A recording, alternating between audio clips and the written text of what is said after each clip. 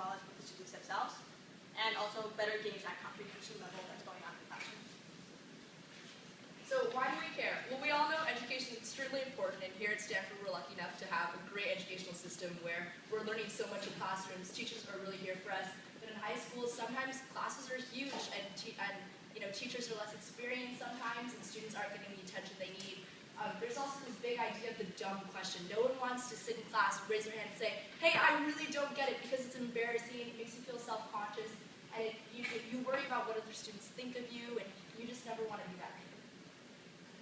So we also have a graph here that shows students' engagement over time. You start off in elementary school, super engaged in class, don't have your phone, you're not texting in class. And when you get in high school, you're talking to your friends, you're worried about boys, and you're just overall, you're less engaged in class. All right, so we sent out a survey to 100 high school students, and we got about 100 responses. We asked them questions on their attitudes towards school, and for the responses on how they felt when they had to ask it, when they were confused and wanted to ask a question. We identified two major trends illustrated in these quotes.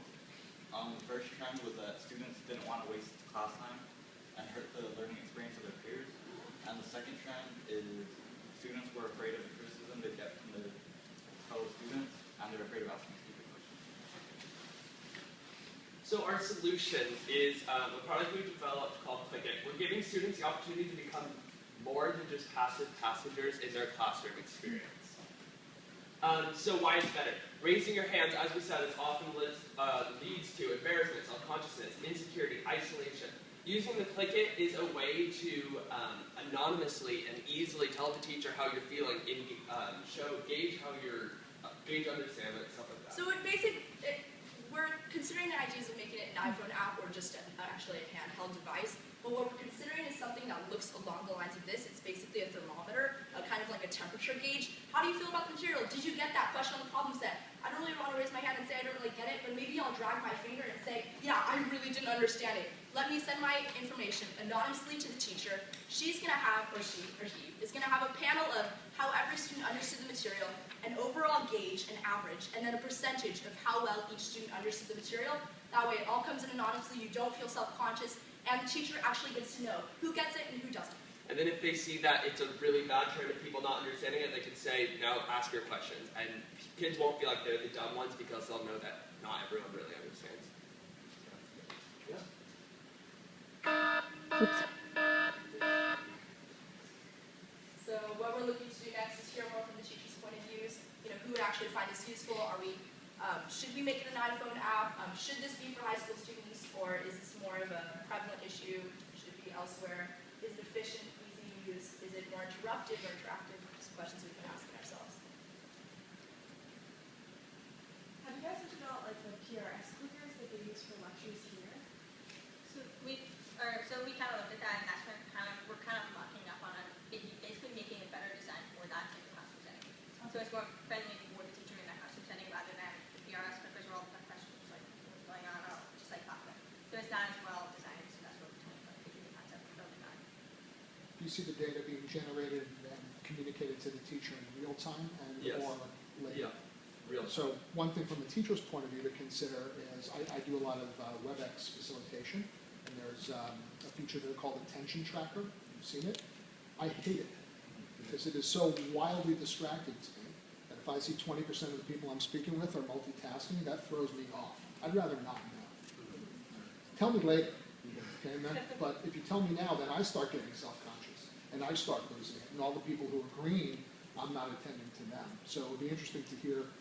Yeah, it would be something that would be sent to them in real time, but that they can see when they play. I think the idea was, pass out the Click-It when you want to know, how you felt about that certain problem on the problem set. I'm about to do a problem set example, or about a question that a teacher asked in class. Click-Its are passed out, send your information, transmitted really quickly, and then move on with the class. I think one interesting thing to test would be the demographics of, a lot of people who grew up digital may be used to real time and other people may not. And it may be interesting to test out different age groups and see what their reaction is and what their ideal experience is. Yeah. Any last questions?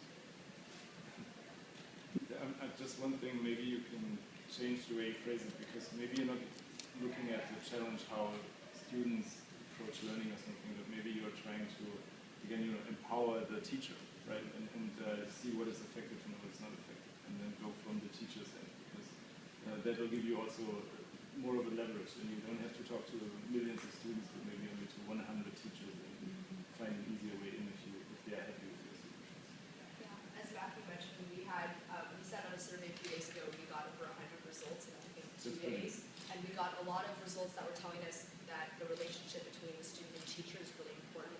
You know, how well that teacher knows the student and how much the student feels like he or she is being actually cared for, and that his or her progress is valued in the classroom.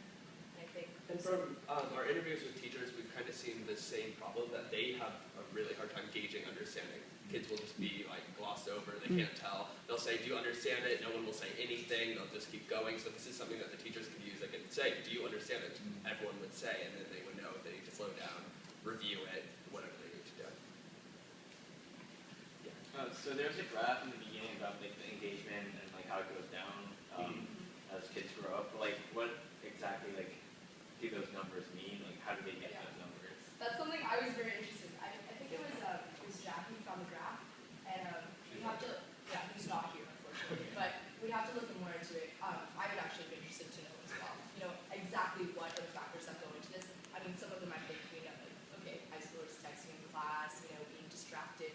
Elementary school students, when you're young, you're really engaged and excited you're at school with your friends. I mean, it's all an exciting experience, and then high school kind of becomes a chore. It's something you have to do. It's an AP class. You have to take an exam, and you have to ace for college. And we think that high school students tend to care more about their reputation. So if they have the reputation as a smart kid, they don't want to raise their hand and be like, I don't get it all the time. If they have the reputation as a kid that doesn't care, they don't want to raise their hand and be like, can you explain that again? So we think they play more into reputations as they get older. It might also be interesting to ask teachers what their relationship to the word engagement is. How do they think about that? And do they care? Are they just teaching to a test? Is it going to be important to them to know that? Okay, I'm going to pause you here. Thank you very much. Good job.